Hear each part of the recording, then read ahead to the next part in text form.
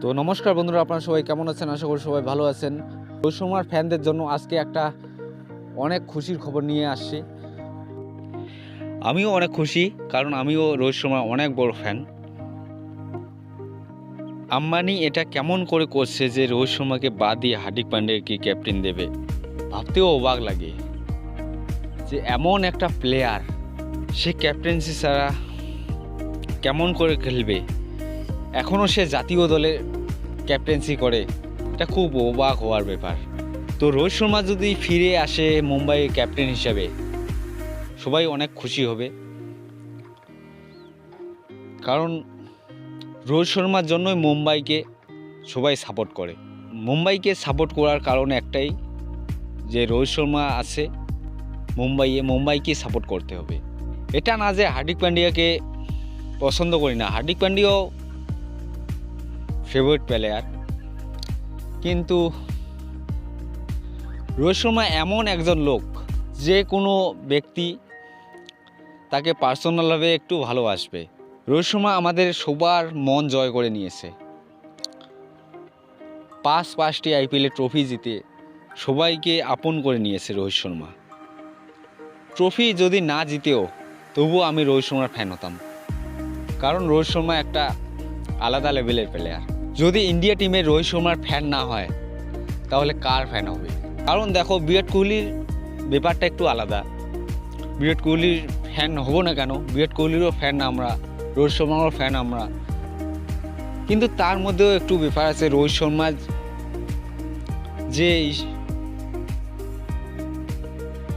খেলার মুভমেন্ট বলো, ক্যাপ্টেন্সি বলো, অন্য যে কোনো ব্যাপারেই বলো, যে রোহিত শর্মা একটা যে কোনো খেলা তিনি একদম নিঃস্বার্থভাবে খেলেন। খারাপ লাগে, অনেক খারাপ লাগে যখন এইরকম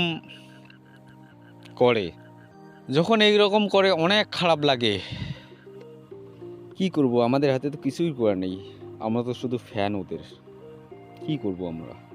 তো একটা নিউজ বেরিয়ে আসছে,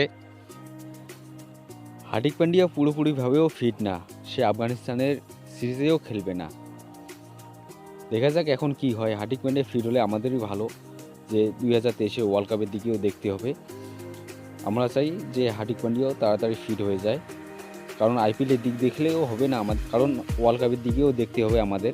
আইপিএলে আমাদের মেন উদ্দেশ্য না, আমাদের মেন উদ্দেশ্য হচ্ছে ওয়ার্ল্ড কাপে 2024 T20 ওয়ার্ল্ড কাপ জিততেই হবে। ওয়ার্ল্ড কাপ হার্দিক পান্ডিয়া ছাড়া কিন্তু টিমের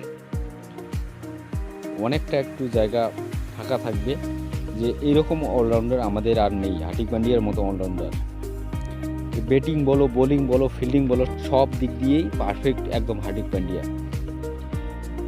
তবে হার্দিক পান্ডিয়া যে এত তাড়াতাড়ি চোট পায়, তা আমাদেরও খারাপ লাগে। সে ওয়ার্ল্ড কাপের ফাইনালেও খেলতে পারেনি হার্দিক পান্ডিয়া। এখন মনে হচ্ছে যে যদি খেলতো হার্দিক পান্ডিয়া, তাহলে ম্যাচটা একটু এগিয়ে যেত ওয়ার্ল্ড কাপে। যদি মুম্বাই আনফিটভাবে ওকে খেলায়, তো আমাদের করার কিছু নেই। তবে এটাই, নিঃস্বার্থভাবে রোহিত শর্মা খেলছে মুম্বাই হয়ে, তবু মুম্বাই ওকে কেমন করে বাদ দেয় ক্যাপ্টেন্সি। যদি মুম্বাই রোহিত শর্মা ক্যাপ্টেন্সি করে, তো অবশ্যই আমরা অনেক খুশি হব। মুম্বাইয়ের টিমে আসে হার্দিক পান্ডিয়া, সবাই অনেক খুশি ছিল যে আবার মুম্বাইয়ে ফিরে আসছে হার্দিক পান্ডিয়া, টিমটা আরও অনেক ভালো হবে, স্ট্রং হবে টিমটা। তো আশা করাটাই আমাদের ভুল ছিল। যদি মুম্বাইয়ের ক্যাপ্টেন হয় হার্দিক পান্ডিয়া, তো আমাদের তো কিছুই হবে না। আমরা হার্দিক পান্ডিয়ার ফ্যান, রোহিত শর্মার ফ্যান, বিরাট কোহলির ফ্যান, KL রাহুলেরও ফ্যান। তো যদি রোহিত শর্মা মুম্বাইয়ের ক্যাপ্টেন হতো, তাহলে একটু ভালো হতো। মুম্বাইয়ের টিমকে সবাই সাপোর্ট করতো এবং ভালোবাসতো, কিন্তু আগের মতো ভালোবাসাটা আর পাবে না মুম্বাই, একটু হলেও কম পাবে।